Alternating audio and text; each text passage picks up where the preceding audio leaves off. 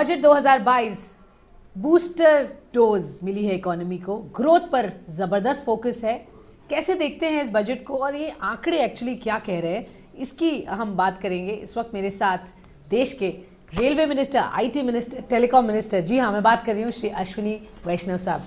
Sir बहुत बहुत धन्यवाद, स्वागत है हमारे शो पर, आपने समय दिया सर। सबसे पहले एक तो ये समझाइए सर, 7.5 लाख करोड़ सुनते ही सब बहुत खुश हुए कि सरकार बहुत कॉन्फिडेंटली कह रही है कि हम इन्वेस्ट करेंगे। केपिक्स इन्वेस्टमेंट 5.5 लाख करोड़ का फिगर, उम्मीद थी 20-25% बढ़ेगा, यहाँ 35% बढ़ा के उन्होंने कहा है। तो पहले तो सर इसकी मैथ्स हमें समझाइए, क्योंकि एक तरफ हम कह रहे हैं हम खर्चा खूब करेंगे, बट आमदनी कहाँ से आएगी? देखिए, अगर हमें भारत में एम्प्लॉयमेंट का एक नई साइकिल क्रिएट करनी है, तो वो एम्प्लॉयमेंट की साइकिल कैसे क्रिएट होगी? एम्प्लॉयमेंट की साइकिल क्रिएट होती है जब इन्वेस्टमेंट की साइकिल स्टार्ट होती है। ठीक है। आज हम 232 लाख करोड़ की इकोनॉमी है जी।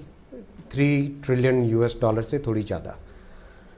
इस लेवल पे पहुंचने के बाद में आप इस इकोनॉमी से 135 करोड़ लोगों को जोड़ना है एम्प्लॉयमेंट के पॉइंट ऑफ व्यू से, तो हमें मैसिव इन्वेस्टमेंट क्रिएट करना ही पड़ेगा। ओके। हमारा बजट पिछले साल 35 लाख करोड़ के आसपास था। इस साल बजट पहुंचा करीब 39.5 40 लाख करोड़ समझो। 40 लाख करोड़ में 7.5 लाख करोड़ है कैपिटल इन्वेस्टमेंट। अब इससे कैसे साइकिल क्रिएट होती है? इंफ्रास्ट्रक्चर में मल्टीप्लायर है 3.6 के आसपास का, समझो 3.6 3.8 के आसपास का।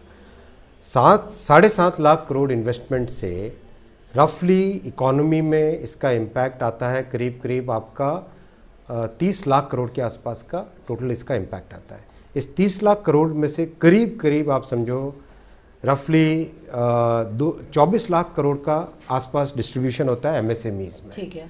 तो ये मैथ जो है ना, इस मैथ में वी एक्सपेक्ट कि कम से कम 35 लाख के आसपास का एम्प्लॉयमेंट तो केवल इस 7.5 लाख करोड़ के इन्वेस्टमेंट से ही होगा। ओके, 35 लाख एम्प्लॉयमेंट जनरेट होगी केवल इसी 7.5 लाख से। अब ये हुआ एक तरीका इंफ्रास्ट्रक्चर में इन्वेस्टमेंट। दूसरा हुआ मैन्युफैक्चरिंग में इन्वेस्टमेंट। मैन्युफैक्चरिंग के लिए PLI की स्कीम 3 साल पहले आई, बिल्कुल बहुत ही सक्सेसफुल स्कीम है। मैसिव इन्वेस्टमेंट आज देखो इलेक्ट्रॉनिक्स मैन्युफैक्चरिंग में already we have reached a level of $75 billion का इलेक्ट्रॉनिक्स मैन्युफैक्चरिंग, यानी 5.5 lakh crore. Employment in electronics manufacturing is 22 lakh today at this point of time. अब इसको ले जाना है 75 बिलियन से 300 बिलियन तक, और उसके लिए cost competitiveness, regulatory setup, deep जाना है। PCB भी हम बनाए, PCB के अंदर जो कंपोनेंट लगते हैं वो भी हम बनाए, चिप्स हम बनाए, सेमीकंडक्टर हम बनाए, उसकी टेस्टिंग हो, उसकी असेंबली हो, उसकी डिज़ाइन हो। तो कंप्लीट इकोसिस्टम पे जिस तरह से काम कर रहे हैं, infrastructure investment, manufacturing investment, mining हमने देखा 2 साल पहले मैसिव रिफॉर्म्स किए गए माइनिंग में। तो माइनिंग सेक्टर आज एक ओपन अप हुआ। माइनिंग, इंफ्रास्ट्रक्चर और मैन्युफैक्चरिंग, ये 3 बहुत बड़े रोजगार के, मास स्केल पे रोजगार के सोर्सेज हैं। बिल्कुल। तो इन सब में इन्वेस्टमेंट, इन सब में रिफॉर्म्स, ये एक मेथोडिकल वे में देश को एक नए लेवल पे ले जाने की। बहुत बढ़िया सर, आपने तो पूरे नंबर का बढ़िया से ब्रेकअप करके समझाया किसका क्या मायने है और उसका क्या रिजल्ट कैलकुलेटेड है, एटलीस्ट जो एस्टिमेट किया जा रहा है। सर एक बॉयंसी तो GST में दिख रही है जो एक कॉन्फिडेंस दे रही है। प्रॉब्लम ये है कि ये कंटिन्यूटी, क्या ये स्टेबल रहेगी, क्या ये यहाँ से बेहतर होगी? हम अबाउट 1 लाख एवरेज कर रहे थे, आज हम 140 की बात कर रहे हैं। तो क्या ये कंसिस्टेंसी मेंटेन हम कर पाएंगे? एक तो ये सवाल है, एक तो ये तरीका है रेवेन्यू जनरेट करने का। इसके अलावा आप कैसे देखते हैं जो डिसइन्वेस्टमेंट प्रोग्राम सरकार कोशिश कर रही है, उसकी कैसी आगे स्ट्रीमलाइन होंगी वो चीज़ें? सबसे पहले भारत की बैलेंस शीट को देखना चाहिए हमें। भारत की बैलेंस शीट पे 31 मार्च 2021 में 117 लाख करोड़ की लायबिलिटीज़ थी। ठीक है। विच इज़ जस्ट अबाउट 50% से थोड़ी सी ज़्यादा of the GDP, right? It's a very sustainable number. हमारे पास सफिशिएंट फिजिकल स्पेस अवेलेबल है, जिससे कि हम देश की प्रोग्रेस के लिए, देश के ग्रोथ के लिए, एम्प्लॉयमेंट जनरेशन के लिए, इन सब ये जो स्टैंडर्ड टूल्स है इकोनॉमिक्स के, इन सब टूल्स को यूज़ कर सकें। तो आज बजट में जो 7.5 लाख करोड़ का फंडिंग की बात है, तो इस फंडिंग के 3 बड़े सोर्सेज हैं। टैक्सेस एक सोर्स है, दूसरा फिजिकल स्पेस को यूज़ करना सेकंड सोर्स है। तीसरा सोर्स है कि disinvestment is always a very small percentage of the total thing, so I wouldn't take that as a very large number, but major point ये है कि हम अपनी फिजिकल स्पेस को, सेंट्रल गवर्नमेंट की बैलेंस शीट को सस्टेनेबल ग्रोथ के लिए कैसे यूज़ करें। जिस लेवल पे ये इन्वेस्टमेंट है, मेरा मानना है कि we should be easily achieving 8.5% growth rate this year, और इंफ्रास्ट्रक्चर का 3 साल की साइकिल होती है जी।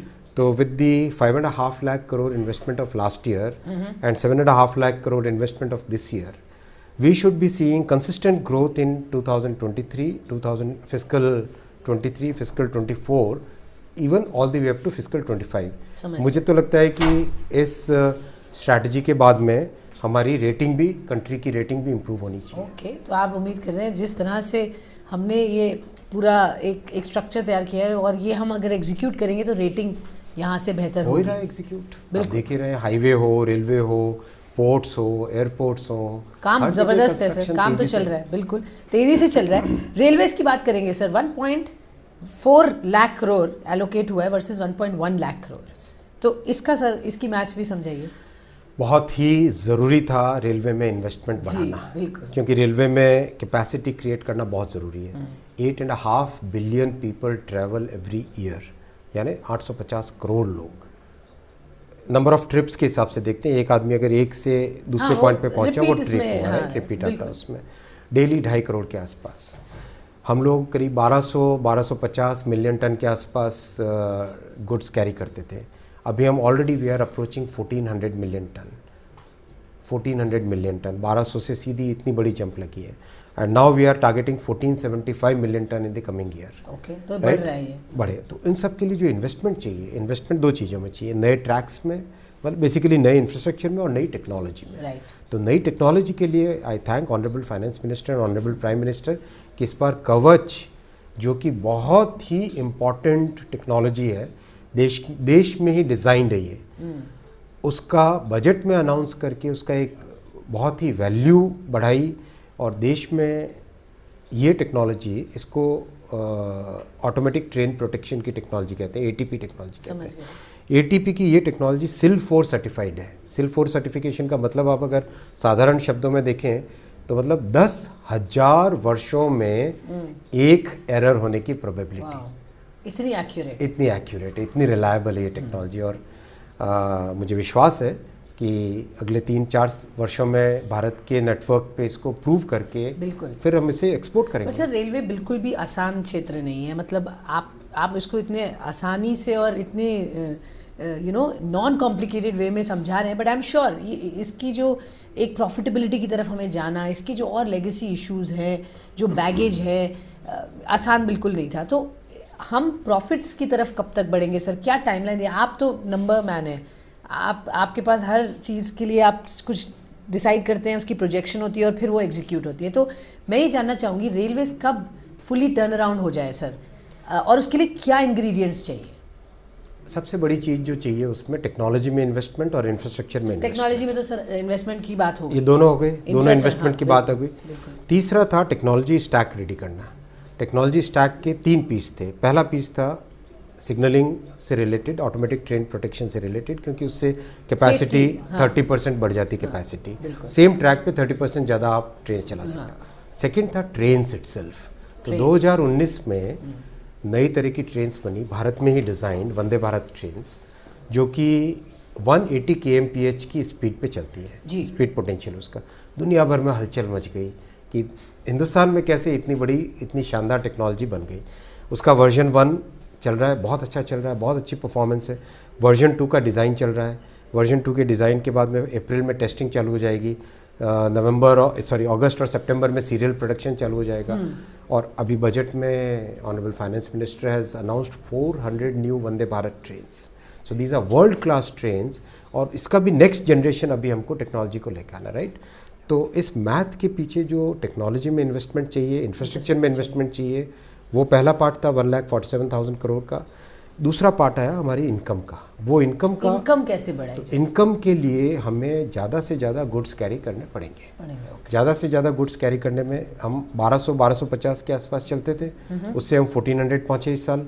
अगले साल के लिए हमने टारगेट लिया है 1475 मिलियन टन। ओके। फिर इसको ले जाना 1475 से भी आगे ले जाना 17, 18, 19। बट सर रूट रैशनलाइजेशन की ज़रूरत नहीं है यहाँ, क्योंकि देखिए एक तरफ तो हम उड़ान स्कीम प्रमोट कर रहे हैं, जो आपका किराया सस्ता है तो लोग वो प्रेफर करते हैं, टाइम बचता है, तो आपको कुछ रूट्स में ऐसी ट्रेन्स लगाए। पैसेंजर्स से कोई इनकम नहीं होती, पैसेंजर्स का एक सोशल ऑब्लिगेशन है। हम लोग अगर 100 रुपये खर्च करते हैं, आपको कमर्शियल 50 रुपये लेते हैं पैसेंजर्स से, तो वो पैसेंजर वो सब्सिडाइज्ड है, तो लॉस मेकिंग है। 50% लॉसेज है उसमें, सब्सिडाइज्ड है वो। करेक्ट। तो सोशल ऑब्लिगेशन है देश में, एक आम जनता के लिए सवारी का ये सबसे अच्छा साधन है। तो उस पॉइंट ऑफ व्यू से तो इनकम का पर्सपेक्टिव हमें देखना पड़ेगा फ्रेट से। तो सर प्रॉफिटेबल कब होंगे हम? इस साल ऑपरेटिंग प्रॉफिट में है हम लोग 98% ऑपरेटिंग रेशियो इज़ दी, अगर हम टर्म्स में EBITDA is the right, correct, उसकी टर्म होगी मैचिंग टर्म, राइट। तो EBITDA पे है हम लोग 1.5% EBITDA पे है पॉजिटिव, और अगले साल के लिए टारगेट कर रहे हैं 97% ऑपरेटिंग रेशियो। मुझे लगता है कि हम उससे बेटर ही अचीव करेंगे उसके आगे वाले सालों में। ओके। प्राइवेटाइजेशन की हमेशा बात होती है सर, उस पर में प्राइवेटाइजेशन का स्कोप बहुत कम है। बट ट्रेन्स आप जो नए ऑपरेटर्स चाह रहे हैं, लोग ट्रेन्स आके चलाएं, जिस पर आपने टेंडर भी जारी किए थे बट इतना अच्छा रिस्पांस नहीं हुआ, अब क्या सोच है उस पर? रेलवे इतना कॉम्प्लेक्स सिस्टम है, इस कॉम्प्लेक्स सिस्टम आप ये कह रहे हैं, मुझे तो विश्वास नहीं हो रहा है, आप तो नहीं मानते हैं। इसमें सब चीज़ें एक दूसरे से जुड़ी हुई है जी, इतनी एक दूसरे से जुड़ी हुई, इतनी इंटीग्रेटेड है कि इसमें हमको एक बहुत ही नुएंस्ड वे में चलना पड़ेगा, बहुत सोच समझ के कैलिब्रेटेड वे में चलना चाहिए। तो पैसेंजर में because it's a loss making business, तो इसमें बहुत ज़्यादा वो नहीं है। लेकिन ये सोचने की बात है कि किस तरह से प्राइवेट सेक्टर या फिर स्टार्टअप्स, अभी हम जो सबसे एक्साइटिंग चीज़ कर रहे हैं वो ये कर रहे हैं कि हम स्टार्टअप चैलेंज, अच्छा, रेलवे की जो मोस्ट कॉम्प्लेक्स प्रॉब्लम्स हैं वो हम सामने रखेंगे नौजवानों के सामने। New brains, you think and come up with solutions. बहुत जल्दी मेरे ख्याल से अगले 20-25 दिन के अंदर ये स्टार्टअप चैलेंज राउंड चालू करेंगे। रिवॉर्ड मिलेगा, अच्छा रिवॉर्ड मिलेगा, प्लस उसको बिजनेस केस बनाने का भी उसमें सोचा जाएगा, जिससे कि वो लोग सप्लायर्स बन सर आई नो टाइम की कमी है, बट मैं आपसे एक सवाल जानना चाहूँगी, क्योंकि आपने एक ट्वीट किया है कि रेलवे डेवलप करेगी infrastructure for small farmers in 2022-23। बहुत ही इंपॉर्टेंट सर मैं बिल्कुल ये इसका इलेबोरेशन चाहिए, और उसके बाद सर मैं रैप अप करूँ। चलो, बहुत ही इंपॉर्टेंट। देखो आज रेलवे में बल्क कमोडिटी वाले जितने भी लोग हैं, चाहे कोल हो, आयरन ओर हो, लाइमस्टोन हो, सीमेंट हो, ये लोग बड़े आराम से रेलवे के साथ जुड़े हुए हैं। स्मॉल फार्मर्स, बहुत अच्छा एक्सपेरिमेंट हुआ किसान रेल, ऑलरेडी 1700 से ज़्यादा सर्विसेज चल चुकी हैं उसकी। और स्मॉल इंडस्ट्रीज़ जैसे वापी एरिया है, राइट, कोयम्बतूर है, जहाँ पे छोटे बहुत सारे हज़ारों यूनिट्स हैं, MSME यूनिट्स, उनको हम कैसे केटर करें, उसके लिए नया प्रोडक्ट देना पड़ेगा, नई सर्विस देनी पड़ेगी।